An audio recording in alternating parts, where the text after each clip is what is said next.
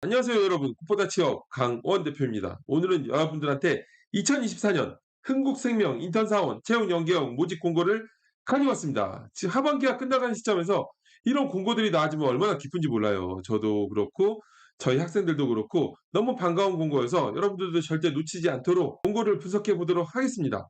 여러분들의 구독과 좋아요가 저한테 큰 힘이 되니까 구독, 좋아요 부탁드리겠습니다. 자, 바로 공고를 보도록 할게요. 자, 이번에 접수 기간은 11월 26일 일요일까지인데 특히 경영 및 회계 통계, 금융권 전공자들은 우대 사항이 적용되니까 반드시 지원을 하셔야 돼요. 놓치지 맙시다. 이제 연말이 얼마 안 남았어요.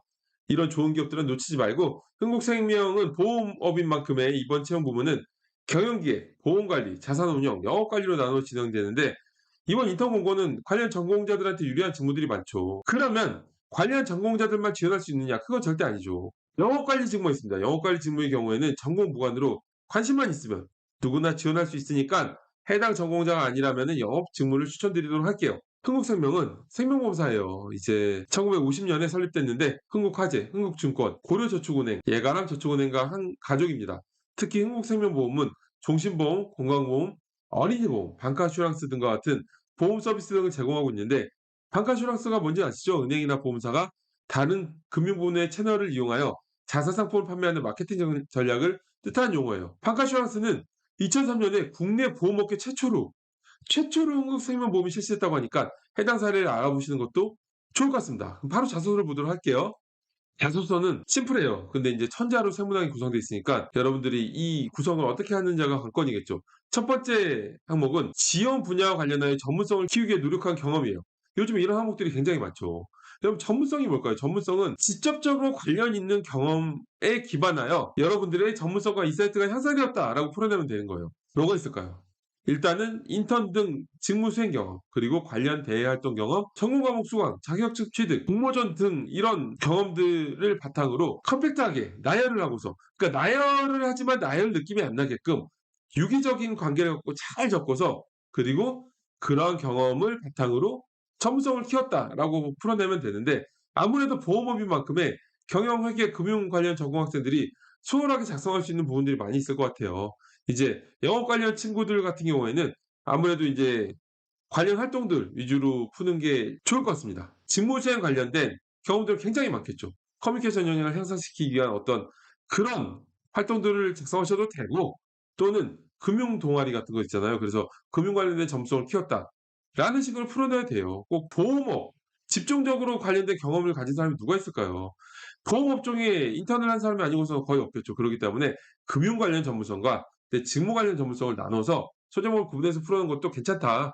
그렇게 풀어주시면 되고요. 자, 두 번째, 다른 사람들과 협업 또는 프로젝트 경험에 대해 설명하고 그 결과를 구체적으로 기술하는 항목입니다.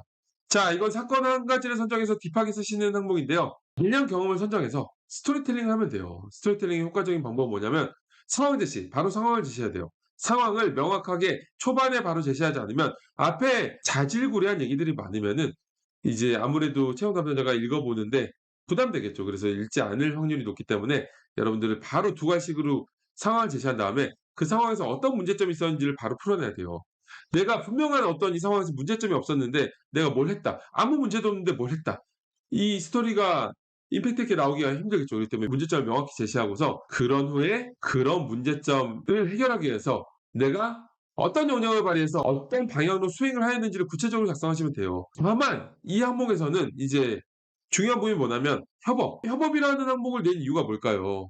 여러분들의 문제 해결 능력을 보려고 낸 게 아니라 커뮤니케이션 역량을 보기 위해서 낸 거겠죠. 그렇기 때문에 어떤 학생들 같은 경우에는 갈등 상황, 협업을 해야 되는 문제 상황은 명확하게 제시해 놓고서 내가 어떤 아이디어를 발휘해서 해결했다 이렇게 적는 친구들이 많은데 그렇게 적으면 아무래도 이제 원하는 포인트들을 적는 게 아니겠죠. 그렇기 때문에 어떤 갈등 상황이 있고 그 상황을 해결하기 위해서 여러분들만의 커뮤니케이션 역량을 발휘한 거를 분명히 풀어내야 돼요. 무슨 얘기인지 잘 모르고 어떻게 해야지 그런 거 풀어낼 수 있는지 모르겠다 싶으신 분들은 꽃보다 취업에 문을 두드리면 됩니다. 자, 마지막 흥국생명에 지원한 동기야 입사 후 성취하고 싶은 부분을 천자로 적는 건데 지원 동기하고 입사 포부를 작성하는 항목이죠. 근데 다만 저는 말씀드리고 싶은 게 원래 지원 동기는 왜 해당 기업인지 왜 해당 직무인지를 풀어내야 되는 거고 그다음에 입사 포부가 있는데 보통 지원 동기를 7,800자 이상으로 적거나 또는 지원 동기하고 입사 포부를 같이 적으라고 할 때는 기업 관련된 지원 동기만 작성하고 소제목으로 구분해서 입사 포부를 적는 게 좋아요. 왜냐하면 직무 지원 동기는 입사 포부랑 겹치는 부분이 굉장히 많아요. 생각해 보세요. 내가 이런 포부가 있기 때문에 지원을 하겠죠. 그렇기 때문에 내가 이런 포부가에 있는 게 지원 동기가 되잖아, 직무적으로. 그렇기 때문에 여러분들이 기업 관련된 지원 동기를 작성하고 소재물을 구분해서 입사 포부를 풀어내는 게 효과적인 방법입니다. 일단 기업 지원 동기는 어떻게 정해야 될까요? 왜 흥국생명보험인지에 대해서 해당 기업이 프라이드를 가질 만한 이슈를 풀어내는 게 좋겠죠. 현재 상황, 앞으로의 비전 등을 녹여서 전개하면 좋고요. 다만 이제 기업 소개서가 아니라 자소서라는 것을 명심해야 돼요.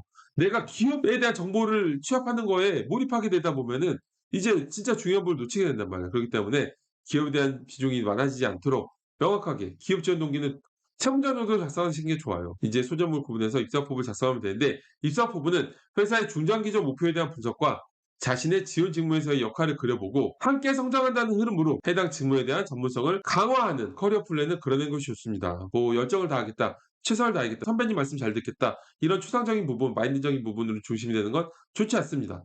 자, 헷갈리신 분들은 제가 지원동기 입사포부 관련해서 유튜브에 정리를 잘 해놨으니까 그것도 보시면 좋을 것 같고요. 진짜 잘 쓴 자소서하고 경력교수를 보고서 여러분들의 흥국생명뿐만 아니라 금융권 또는 다른 어떤 직무에 있어서도 도움을 받고 싶다. 상담 찾아오세요. 제가 쓴 어마어마한 퀄리티의 자소서를 직접 보여드리면서 이렇게 쓰는 거다라고 말씀드리고 직무 설정, 취업 방향성 설정, 전략 설정 그리고 이제 여러분들이 내 자소서가 어떤 상태인지 평가받고 싶다. 내가 어떤 기업군에 넣어야 되는지 전략적으로 알고 싶다. 이런 분들은 다 찾아오세요. 찾아오시면 제가 여러분들과 직접 얼굴을 맞대고 상담하면서 궁금증을 100% 해소시켜 드리겠습니다. 저는 오늘 이걸로 흥국생명 공고 분석 마치겠습니다. 여러분 감사합니다.